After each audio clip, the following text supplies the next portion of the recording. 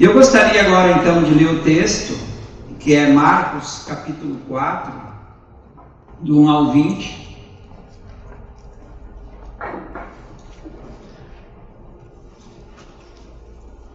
Porque chegou uma época do ministério de Jesus, mais ou menos na metade, ele começou a ensinar em parábolas. Depois, mais adiante, nós vamos saber por quê.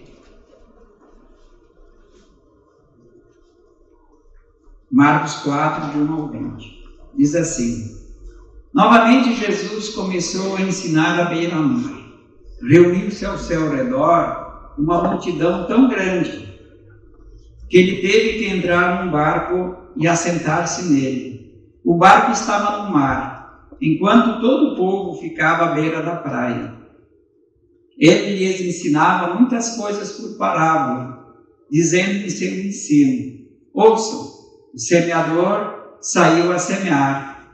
Enquanto lançava a semente, parte dela caiu à beira do caminho, e as aves vieram e a comeram. Parte dela caiu em terreno pedregoso, onde não havia muita terra, e logo brotou, porque a terra não era profunda. Mas quando saiu o sol e as plantas se queimaram e secaram, porque não tinha raiz, outra parte caiu em espinhos, que cresceram e sufocaram as plantas, de forma que ela não deu fruto. Outra ainda caiu em boa terra, germinou, cresceu e deu boa colheita, de 30, 60 e até 100 por 1. E acrescentou: aquele que tem ouvidos para ouvir, ouça. Quando ele ficou sozinho, os 12 e os outros que estavam ao seu redor lhe fizeram perguntas acerca das parábolas. Ele lhe disse: a vocês foi dado o mistério do reino de Deus, mas os que estão fora, tudo é dito por parábolas, a fim de que, ainda que vejam, não percebam, ainda que ouçam, não entendam, e de outro modo poderiam converter-se e ser perdoados. Então Jesus lhes perguntou: vocês não entendem esta parábola? Como então compreenderão todas as outras? O semeador semeia a palavra. Algumas pessoas são como a semente à beira do caminho, onde a palavra é semeada. Logo que a ouvem, Satanás vem e retira a palavra nela semeada. Outras, como a semente lançada em terreno pedregoso, só ouve a palavra e logo a recebe com alegria. Todavia, visto que não tem raiz em si mesma, permanece por pouco tempo. Quando surge alguma tribulação ou perseguição por causa da minha palavra, logo o abandono. Outras ainda, como a semente lançada entre os espinhos, ouve a palavra, mas quando chegam as preocupações dessa vida, e o engano das riquezas, e os anseios por outras coisas, sufocam a palavra, tornando-a infrutífera. Outras pessoas são como a semente lançada em boa terra, ouvem a palavra, aceitam-na, e dão uma colheita de 30, 60 e até 100 por 1. Vamos orar?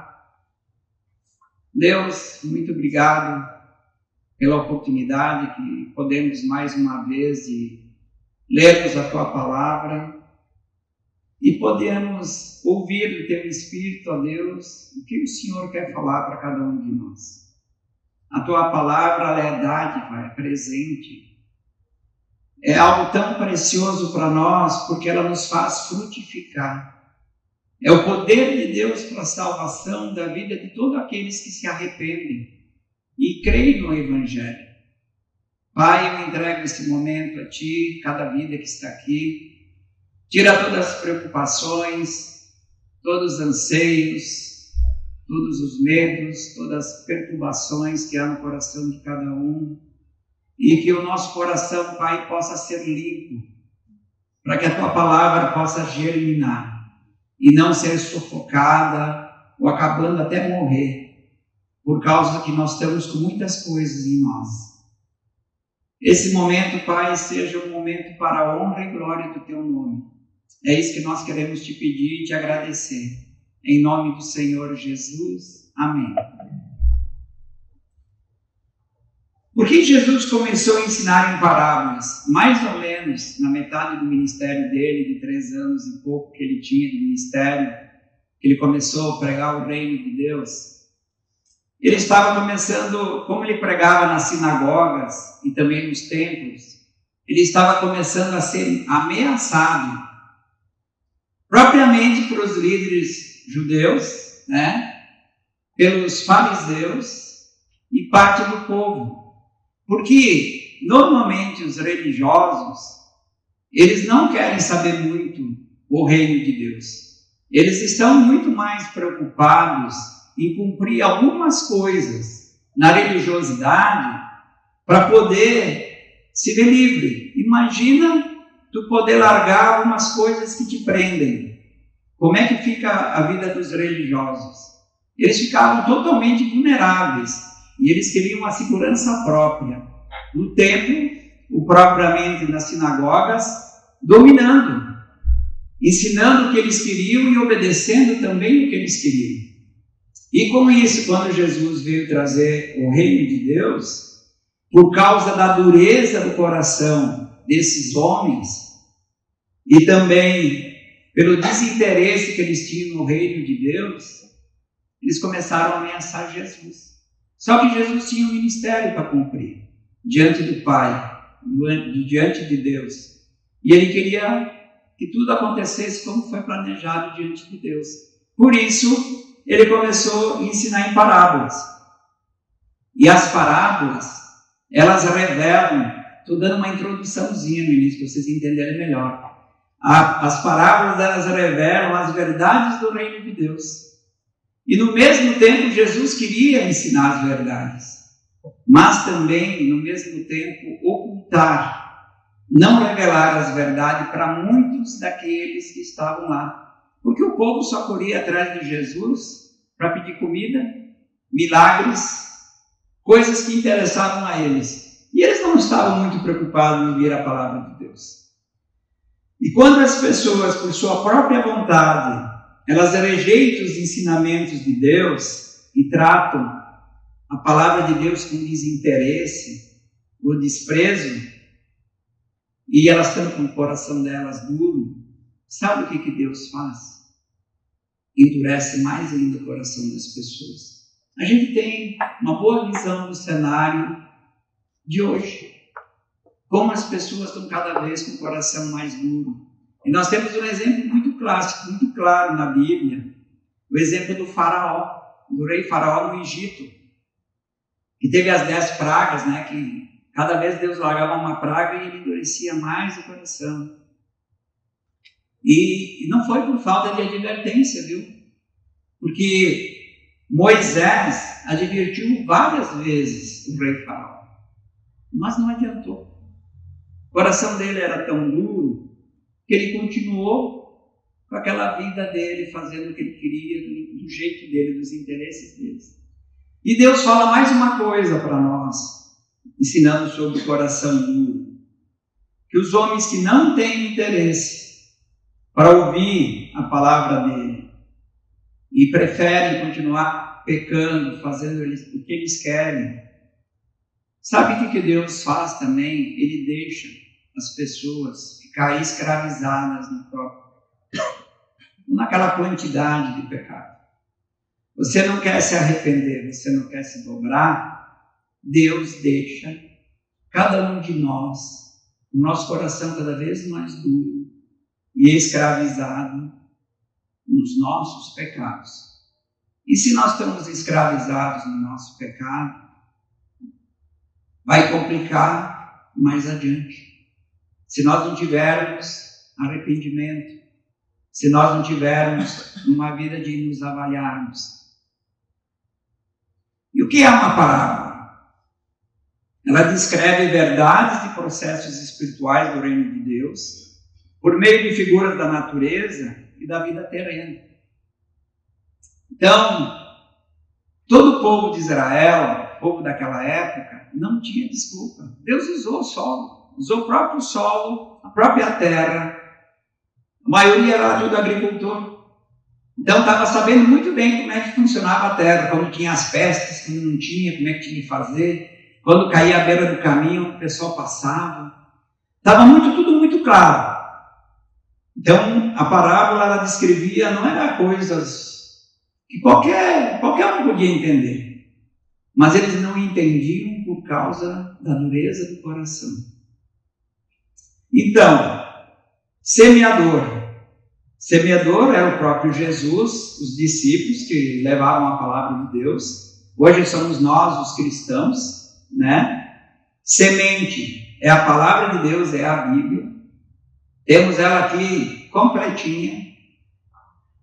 Para pensar num saco de milho, com semente tudo de primeira, uma terra boa, largar toda aquela semente de milho, que milho bonito que ia dar, né?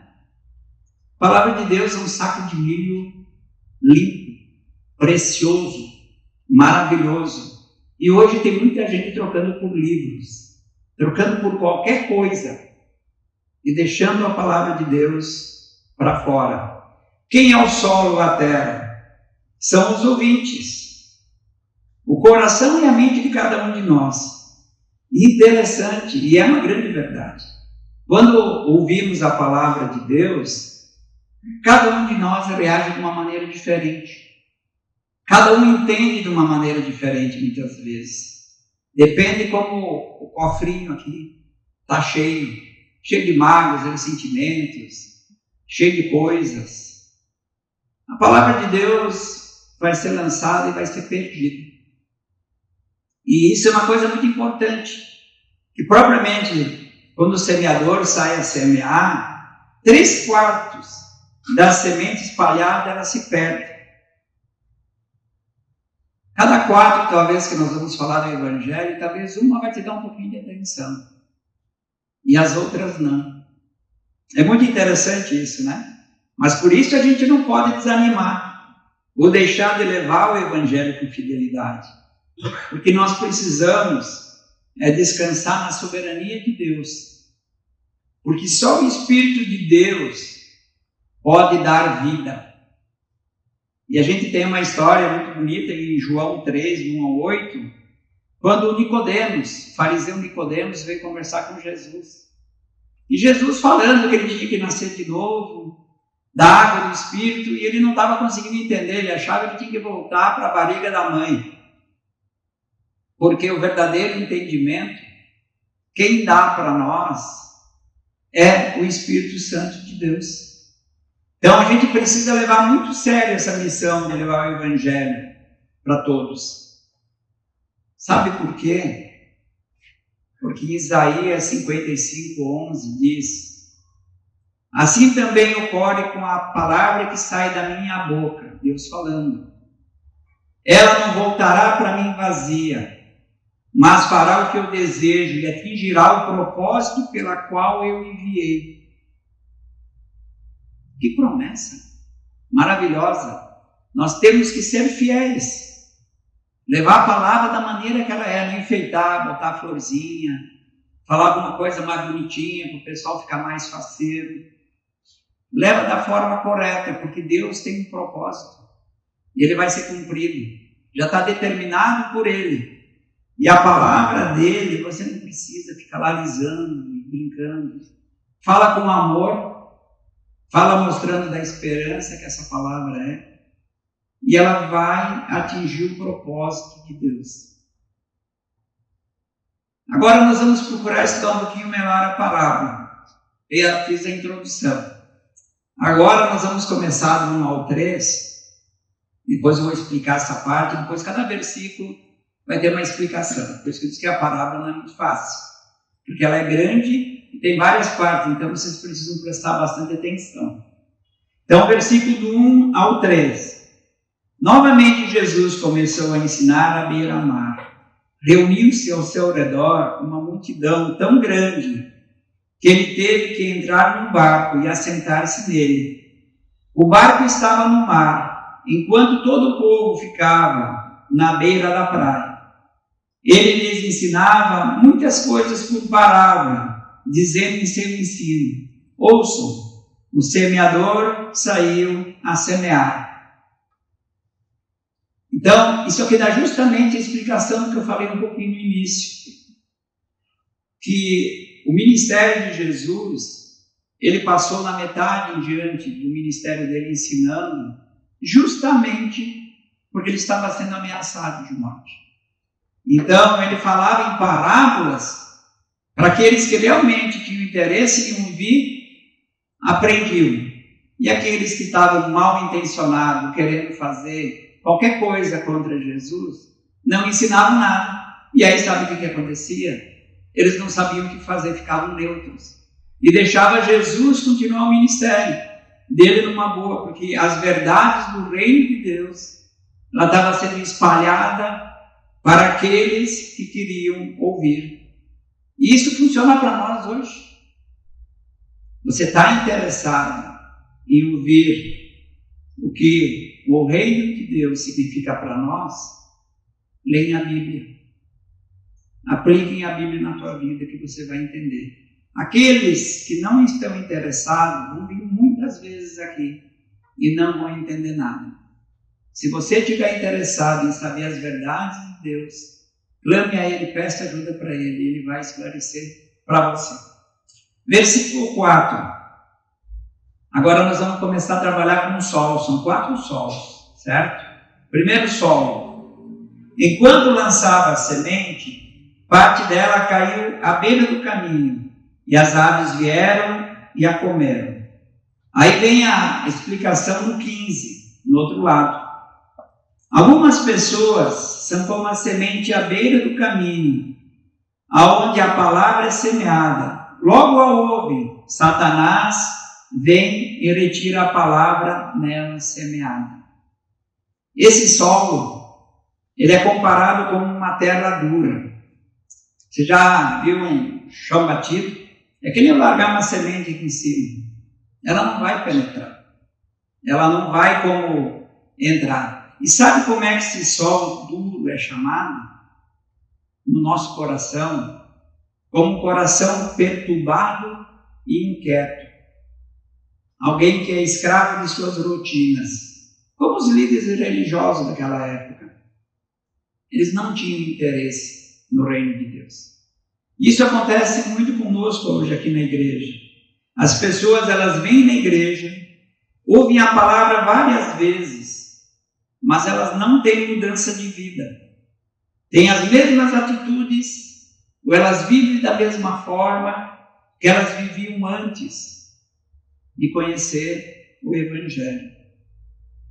Então, é algo bem triste, porque quando a semente, a palavra de Deus, ela fica na tua mente e no teu coração solta, sabe o que acontece? Satanás vem lá e tira. Ele dá falta de entendimento. Na verdade, como Satanás controla esse solo duro, o coração duro, a pessoa não consegue enxergar a glória de Deus. E se tu pegar na Bíblia, 2 Coríntios 4:4, ele fala bem claramente isso, que o Deus desta era cegou o entendimento dos descrentes para que não vejam a luz do Evangelho da glória de Cristo, que é a imagem de Deus.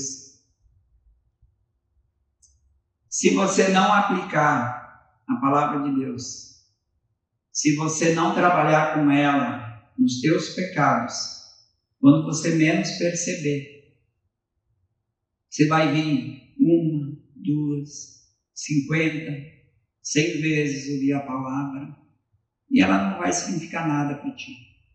Tu nem vai lembrar dela. Tem gente que fica 20, 30 anos na igreja e não sabe um versículo bíblico. Por quê? Porque o Deus desse século, Satanás, cegou o entendimento das pessoas.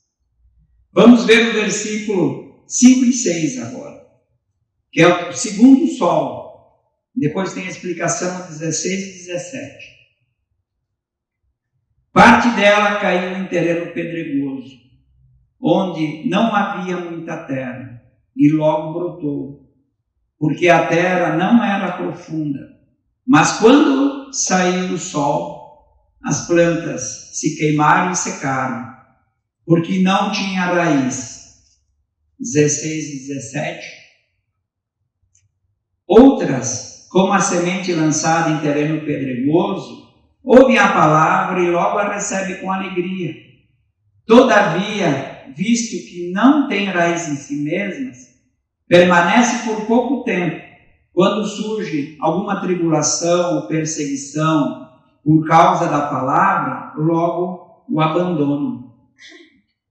Esse segundo solo é um terreno pedregoso, onde tem muito pouca terra. Ele é comparado com um coração superficial. Um coração que tem muito pouco conhecimento da Bíblia. É um coração, ele ouve até a palavra com alegria quando vem. Ele se comove com a palavra, mas não consegue amar, porque ele não tem o conhecimento suficiente para amar. Porque não tem profundidade.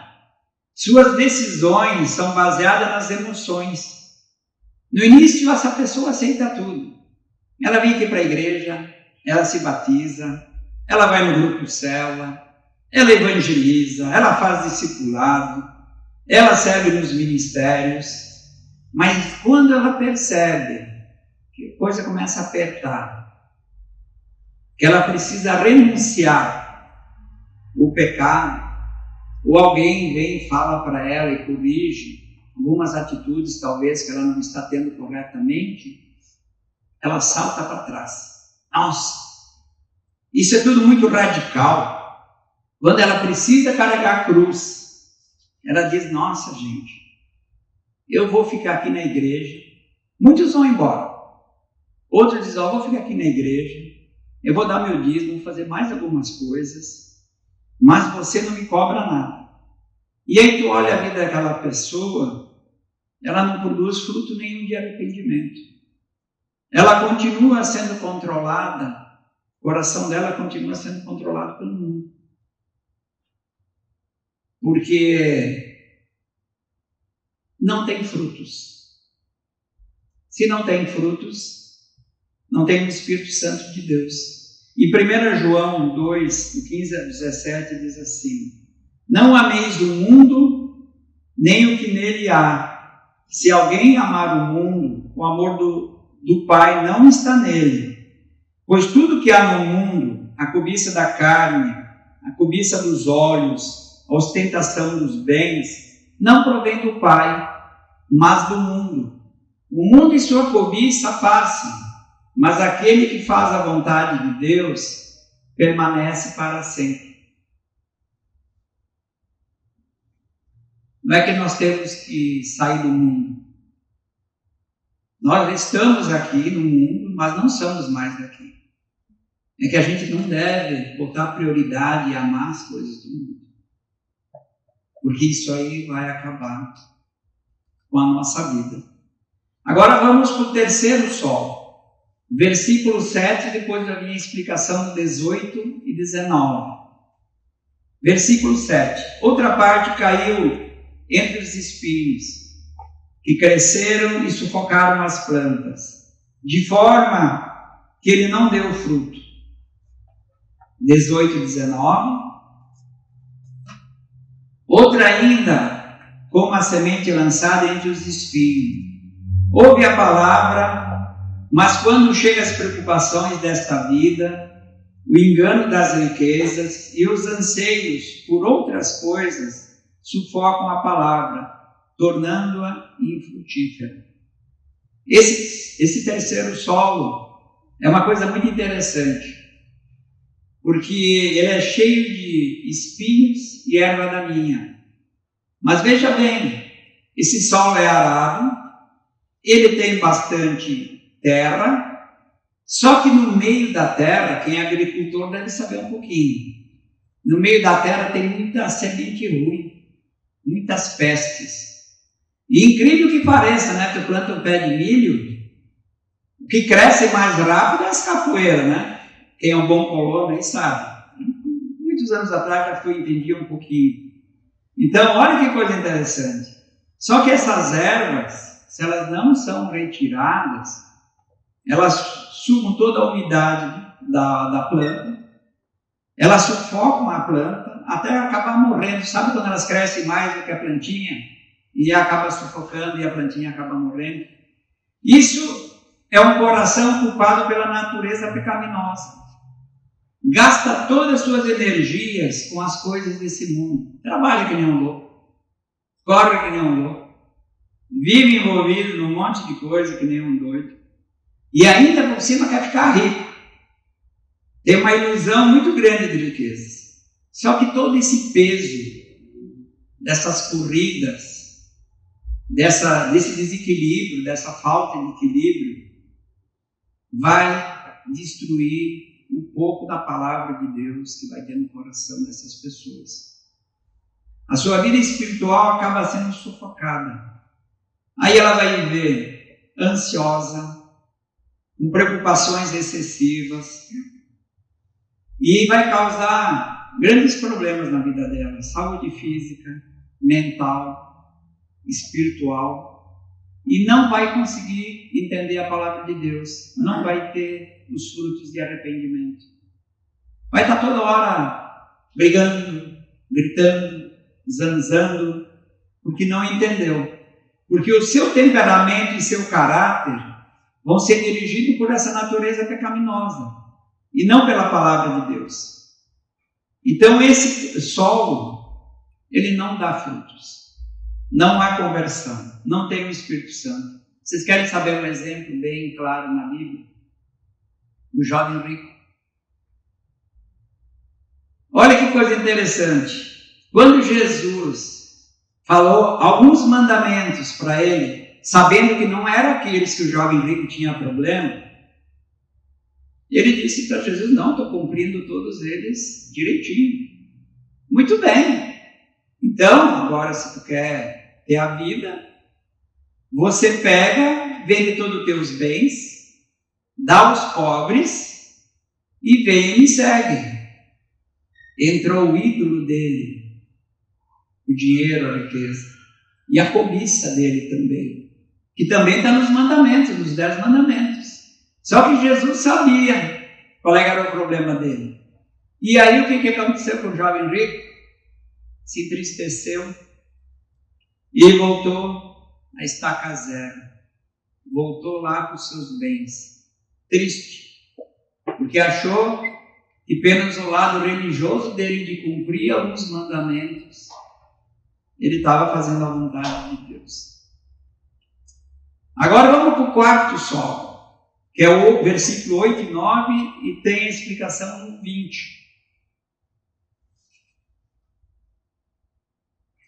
Outra ainda caiu em boa terra, germinou, cresceu e deu a boa colheita, de 30, 60 e até 100 por um. E acrescentou: aquele que tem ouvidos para ouvir, ouça. Aí o 20, outras pessoas são como a semente lançada em boa terra. Ouvem a palavra de Deus e aceitam-na e dão uma colheita de 30, 60 e até 100 por um.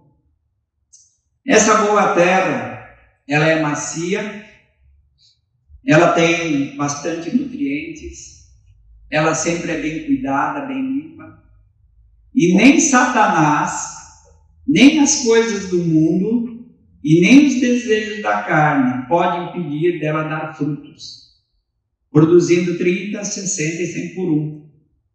Isso é muito importante, porque é o único solo que dá frutos.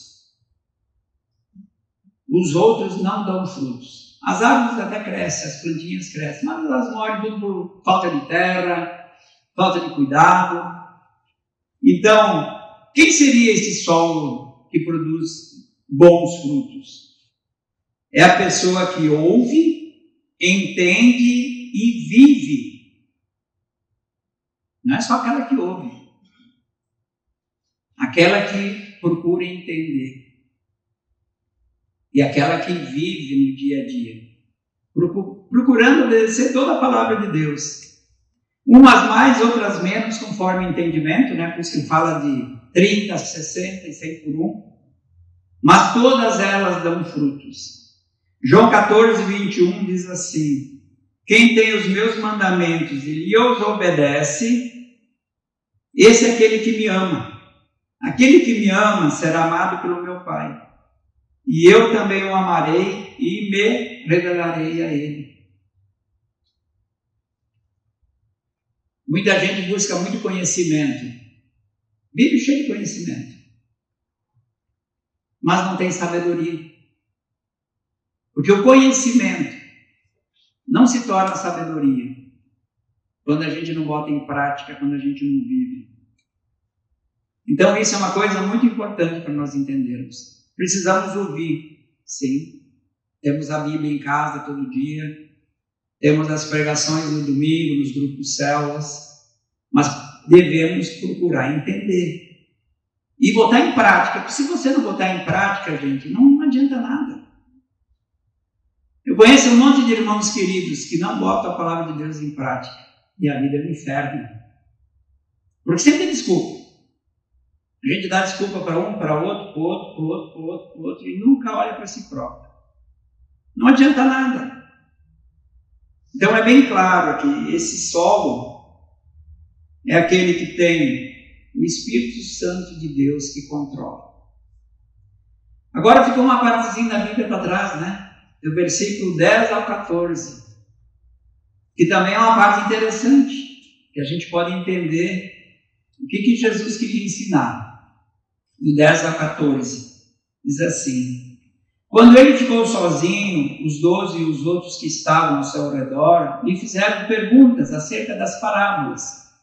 Ele lhes disse: a vocês foi dado o mistério do reino de Deus, mas os que estão fora, tudo é dito por parábolas, a fim de que, ainda que vejam, não percebam, ainda que ouçam, não entendam, de outro modo, poderiam converter-se e ser perdoados. Então Jesus lhe perguntou: vocês não entendem esta parábola?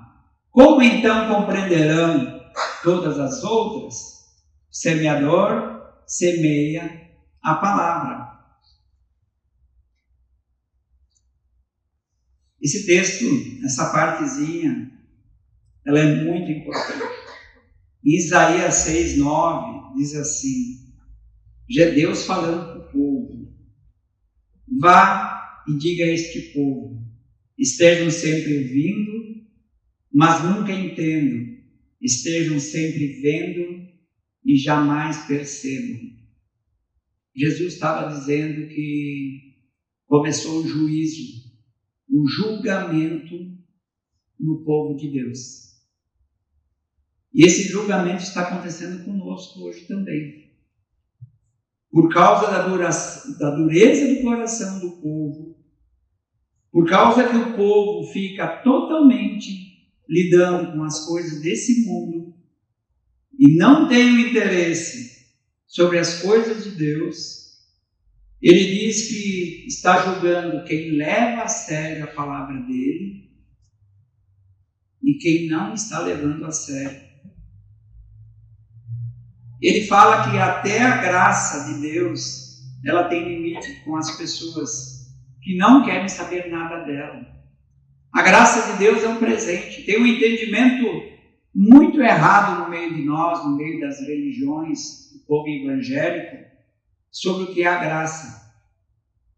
Que nós podemos querer ou não. Nós temos essa liberdade.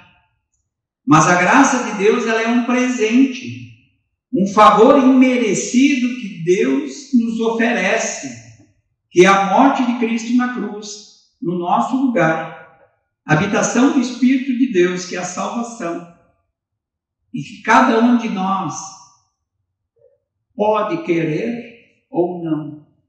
Isso é graça, não viver como quer, quer e achando que está na graça. É um favor imerecido que Cristo foi lá e pagou para aqueles que querem. É que nem a palavra de Deus. A palavra de Deus é uma grande oportunidade que nós temos para ouvir ela da maneira correta, não para aliviar os nossos pecados, ou a nossa mente na maneira que nós vivemos. A gente pode querer ou não, mas ela também é um presente de Deus. Mas as pessoas que não querem a graça, não querem a palavra. E as pessoas que não querem a palavra, não querem a graça.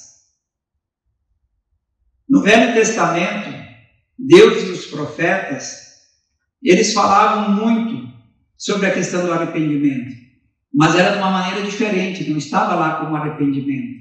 Era voltar-se para Deus, largar os pecados e voltar-se para Deus. E se tu pegar o Novo Testamento, Jesus e os discípulos começaram logo o Evangelho: convertei-vos, pois arrependei-vos, para que sejam cancelados os vossos pecados. Então isso é uma coisa muito importante. Se não há arrependimento, não há perdão. E se não há perdão, não há conversão. Eu fiz um monte de coisa errada hoje, mas hoje de noite eu chego em casa, peço perdão por meus pecados, está tudo perdoado. Quem é que disse? Onde é que está sendo ensinado isso? Se tiver arrependimento, se tiver tristeza no teu coração, porque o verdadeiro arrependimento, ele é abandonar os pecados e não cometê-los mais. Ficar entristecido por isso. Isso é o verdadeiro arrependimento. É que hoje todas as palavras parecem que têm duplo sentido, né? Mas o verdadeiro arrependimento, gente, é aquele quando você abandona, quando você se entristece, quando aquele que você luta, você não aceita. Os pecados na nossa vida, eles têm que ser acidente. Eles não podem ser uma rotina de se vergonhice. Dizendo que todo mundo é pecador. Essa é a maior fala que o diabo usa na vida dos crentes, que todo mundo é pecador. A gente sabe que todo mundo é pecador. Sabe que até nós irmos para a eternidade, nós vamos pecar. Mas não pode ser uma rotina. Nós não podemos ser escravos do pecado, porque isso leva para o inferno. Se tu não vence nunca esses pecados, avalia a tua vida. Tem 2 sinais de alerta que eu coloco para as nossas vidas. O primeiro sinal de alerta: não adianta você ficar a semana inteira enchendo o seu coração de notícias do mundo, desejos da carne, mentiras de Satanás, redes sociais, 5 horas mais de redes sociais, e chegar na aliança no domingo e ouvir a palavra e querer frutificar. Isso não vai acontecer. Porque o coração vai estar cheio de lixo. Não vai ter lugar para a palavra de Deus. Você não vai ter comunhão com Deus. E nem com os irmãos. Porque a tua mente vai estar preocupada e cheia com um monte de coisas. Não vai caber mais a palavra de Deus. Esse é o primeiro alerta para todos nós. O segundo, a igreja é o corpo de Cristo. Nós somos a noiva dele. Por isso nos reunimos todos os domingos para celebrarmos o Rei dos Reis, Senhor dos Senhores, o nosso Salvador. Para que ele possa receber, que nem hoje o louvor, a palavra agora, a glória merecida nos cânticos, no fiel da palavra e na comunhão com os irmãos. Mas a grande festa, que é a celebração do nosso Salvador, que é a celebração dos domingos, muitos de nós não dão prioridades. Muitas vezes não viemos por motivos variados de desculpa, ou chegamos atrasados, de qualquer jeito, desinteressados, desatentos e muitas vezes até de corpo presente. E com a nossa mente muito longe daqui. E não queremos receber esse presente que é a palavra de Deus. Mas quando tem o encontro de uma pessoa famosa, podem botar botar o nome que vocês quiserem. Da Alessandra para os colorados, Soares para os gremistas, qualquer cantor que você gosta, qualquer coisa. Gente, ou qualquer maneira de você ganhar alguma coisa extra, um dinheiro a mais. Sabe o que a gente faz? A gente é pontual. Isso se a gente não reserva o ingresso uma semana antes, né? Aí pergunta que eu faço. Que tipo de amor que eu tenho pelo meu Salvador? Aquele que derramou o sangue por mim, por cada um de nós. E Hebreus 4,13 diz o seguinte: não há nada em toda a criação que está oculto aos olhos de Deus. Tudo está descoberto e exposto diante dos olhos daquele que havemos de prestar contas. Todos nós vamos prestar conta do que nós estamos fazendo com a celebração, com a nossa vida com Deus. Para concluirmos, para você avaliar, qual o solo desses 4 tem dirigido a tua vida? Primeiro solo, o diabo controla, terra dura, coração inquieto e perturbado. A ação do diabo vem tirar a palavra, não dá entendimento. Esse solo não tem salvação, não dá frutos. Segundo solo, o mundo controla, muita pedra e pouca terra. Não tem amor pela palavra de Deus porque não tem profundidade.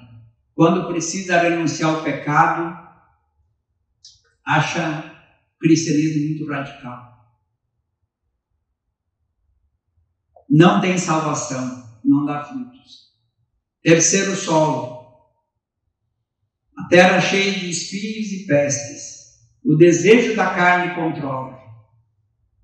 Coração culpado e enganoso.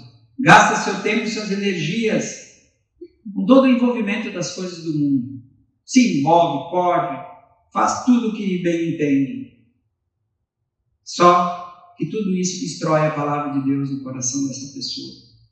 Não tem a salvação e não dá fruto. O quarto solo, o Espírito Santo controla.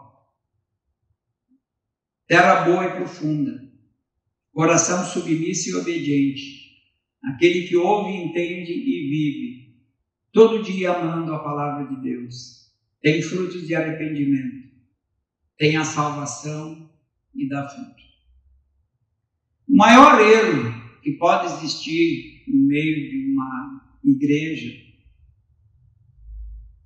é as pessoas viverem uma vida de religiosidade, vivendo uma vida escravizadas pelo pecado, vivendo nos 3 primeiros solos, a maioria do tempo dela, e achar que vão viver na eternidade.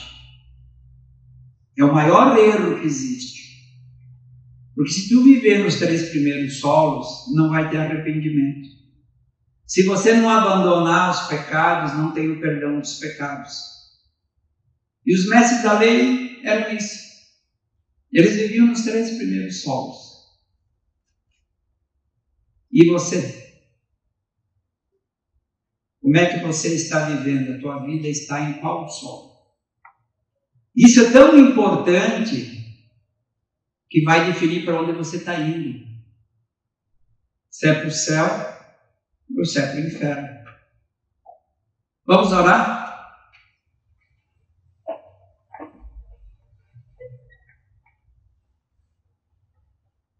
Deus e Pai, queremos entregar nossas vidas nas tuas mãos. Te pedir compaixão, misericórdia, te pedir entendimento, pedir a tua ajuda, Senhor, para que possamos ter um coração quebrantado. As religiões têm ensinado tantas coisas erradas por aí, barateando o sangue de Cristo na cruz, dizendo que todo mundo merece o céu. Importante é se dar bem. E ninguém se arrepende, ninguém se quebranta diante de um Deus tão grandioso que nem o Senhor. Tenha compaixão, Pai, eu entrego a vida de cada um de nós, porque nós estamos numa corrida, e essa corrida, ela tem início e fim, e todos nós queremos chegar, Pai, na eternidade com o Senhor. Mas se não há arrependimento, se não há quebrantamento, se não há abandono de pecado, isso não vai acontecer. Também não adianta nós virmos aqui no domingo, quando nós estamos preocupados, Pai, com tanta coisa lá fora. Não vai ter espaço para a Tua palavra frutificar na nossa vida. Então nos ajuda, nos abençoa. Estamos começando um novo ano. Que o Senhor realmente nos leve a fazer uma avaliação grande de que realmente nós estamos correndo atrás. O que tem governado a nossa vida? É Satanás? É o mundo? É os desejos da nossa carne? Ou é o Espírito Santo de Deus? Se for qualquer um dos três primeiros, que haja um arrependimento verdadeiro, uma entrega verdadeira, para que haja um novo nascimento, para que haja uma nova vida em Cristo. Porque tem muita gente, Pai, vivendo uma escravidão e achando que vai para a eternidade. E a Tua palavra diz que não. Então, que eles possam ouvir o verdadeiro Evangelho, que é o poder de Deus para a salvação. Nos abençoa, nos dá uma semana na Tua presença e que o Senhor seja louvado por tudo. Em nome do Senhor Jesus. Amém. Boa noite, queridos. Uma boa semana para todos. Que Deus nos abençoe.